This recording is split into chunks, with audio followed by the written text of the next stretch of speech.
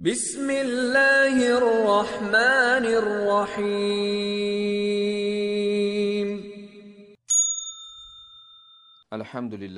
الحمد للہ رب العالمین، الصلاة والسلام علی رسول الامین والعاقبۃ للمتقین، اما بعد فاعوذ باللہ السمیع العلیم من الشیطان الرجیم من ہمزہ ونفخہ ونفثہ ادعو الی سبیل ربک بالحکمۃ والموعظۃ الحسنۃ وجادلہم باللتی ہی احسن ان ربک هو اعلم بمن ضل عن سبیلہ وهو اعلم بالمہتدین۔ رب اشرح لی صدری ویسر لی امری واحلل عقدۃ من لسانی یفقہوا قولی۔ پیارے دوستو، بھائیو بہنوں، سب کو اسلامی طریقے سے خوش آمدید کہتا ہوں۔ السلام علیکم ورحمۃ اللہ وبرکاتہ۔ اللہ سبحانہ و تعالی ہمیں سورہ نحل سورت نمبر 16 آیت نمبر 125 میں جس چیز کا حکم دے رہے ہیں وہ کیا ہے؟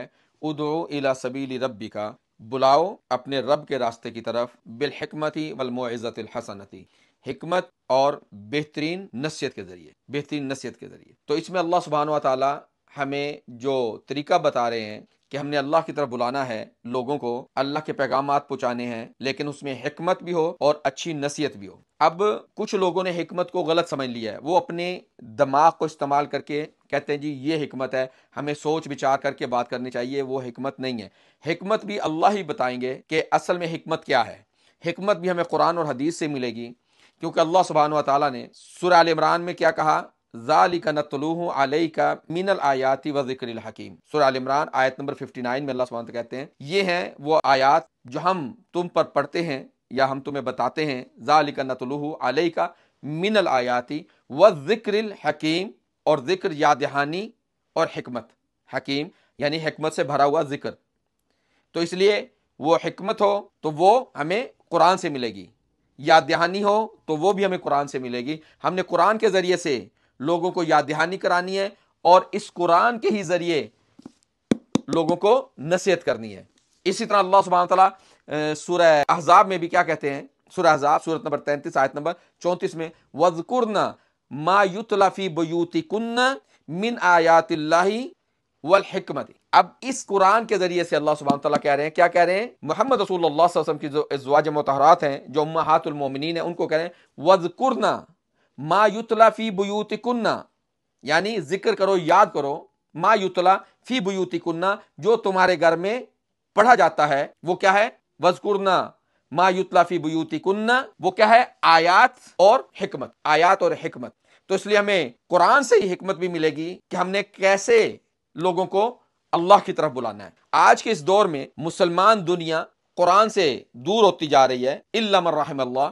محمد رسول اللہ صلی اللہ علیہ وسلم کی احادیث کو آہستہ آہستہ موڑ توڑ کر پیش کیا جا رہا ہے، اور حکمت کو ہم نے کیا سمجھ لیا؟ حکمت کو سمجھ لیا کہ ہماری دماغ میں جو اچھی اچھی تدابیر آئیں گی وہی حکمت ہوگی۔ ایسا نہیں ہے۔ ابھی جو کچھ فلسطین میں ہو رہا ہے، سوڈان میں ہو رہا ہے، کشمیر میں ہو رہا ہے، اس کے پیچھے ایک شیطانی چال ہے کہ کس طریقے سے مسلمانوں کو گمراہ کیا جائے، اور اس کے پیچھے جو سب سے بڑی چالیں چلنے والے ہیں وہ یہودی ہیں، سارے یہودی نہیں، خاص طور پہ زیونسٹ یہودی، کیونکہ ان کا جو ایجنڈا ہے اس کو یہ لے کر چل رہے ہیں، اور ان کا ایجنڈا سمجھنے کے لیے ہمیں ان کی جو بائبل کے علاوہ، بائبل کو پوری کو نہیں مانتے، وہ صرف اولڈ ٹیسٹمنٹ کو مانتے ہیں، اور اس کے ساتھ ہی دوسرا کیا ہے؟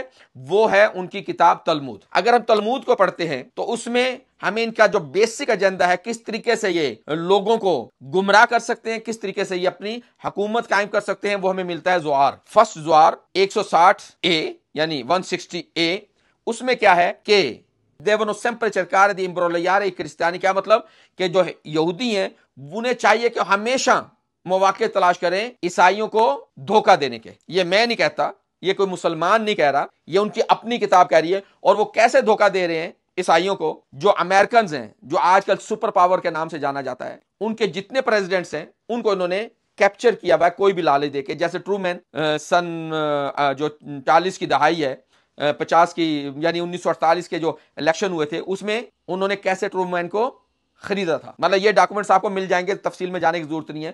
اسی طرح اب یہ لوگ جو عیسائی حکومتیں ہیں ان کو بھی مختلف لالچ دے دے کر، اور آہستہ آہستہ انہوں نے مسلمانوں کی طرف بھی رخ کیا ہوا ہے کہ اس طریقے سے یہ لوگوں کو دھوکہ دیں، کیونکہ ان کے عقیدے کے مطابق تمام انسانیت جانور ہے، انسان نہیں ہے، سوائے یہودیوں کے۔ اور یہ میرے الفاظ نہیں ہیں، جب ہم پڑھتے ہیں بابا میسیا 114B، اس میں کیا کہتے ہیں؟ آل جینٹائلز آر ناٹ ہیومن، جتنے بھی جینٹائل کہتے ہیں غیر یہودیوں کو، جتنے بھی غیر یہودی ہیں وہ انسان نہیں ہیں، وہ جانور ہیں، بٹ دے آر بیسٹس، وہ جانور ہیں، اس لیے ان کے سامنے اسی وجہ سے یہ فلسطین میں جو ظلم کر رہے ہیں، جو سوڈان میں ظلم ہو رہا، اس کے پیچھے بھی آپ کو یہی انہی کا ایجنڈا ملے گا، کیونکہ وہاں پہ بھی مائنز ہیں، بہت زیادہ قدرتی خزانے ہیں، نام لینا ضروری نہیں ہے، جن کے اوپر قبضہ کرنا چاہ رہے ہیں، اور اس میں انہوں نے مسلمانوں کو ملایا ہوا دھوکہ دے رہے ہیں۔ اور عیسائیوں تک بھی میں اپنی بات پہنچاتا ہوں، تو عیسائیوں کے لیے اتنا جاننا ضروری ہے کہ جو بھی عیسائیت پر ایمان رکھتا ہے وہ عیسیٰ علیہ الصلوۃ والسلام کے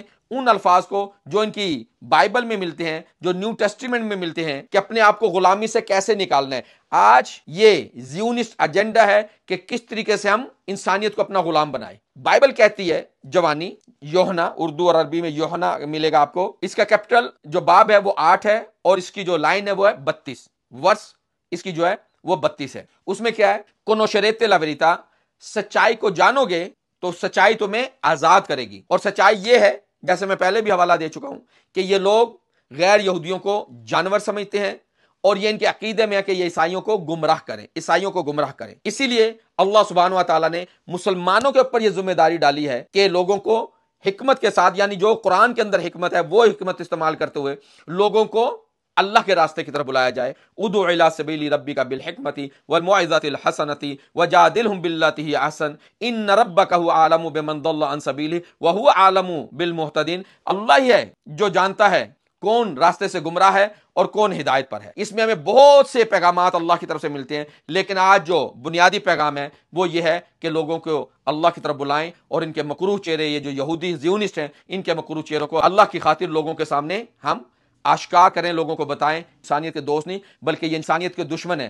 یہ ہمارا فرض ہے کہ ہم اپنے حکمرانوں کے کانوں تک بھی یہ بات پہنچائیں کہ آپ امریکہ یا اسرائیل سے کوئی اچھی امید نہ رکھیں۔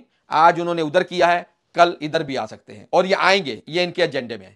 باقی اللہ سبحانہ تعالیٰ بہتر جانتے ہیں۔ ربنا لا تزغ قلوبنا بعد اذ ہدیتنا وہب لنا من لدنک رحمہ انک انت الوہاب۔ اے اللہ، ہمارے دلوں کو ٹیڑھا مت کرنا اس کے بعد کہ تو نے ہدایت دے دی، اور اپنی طرف سے ہمیں اپنی رحمت عطا فرما۔ انک انت الوہاب، صرف تو ہی دینے والا۔ اقول قولی ھذا واستغفر لی ولکم۔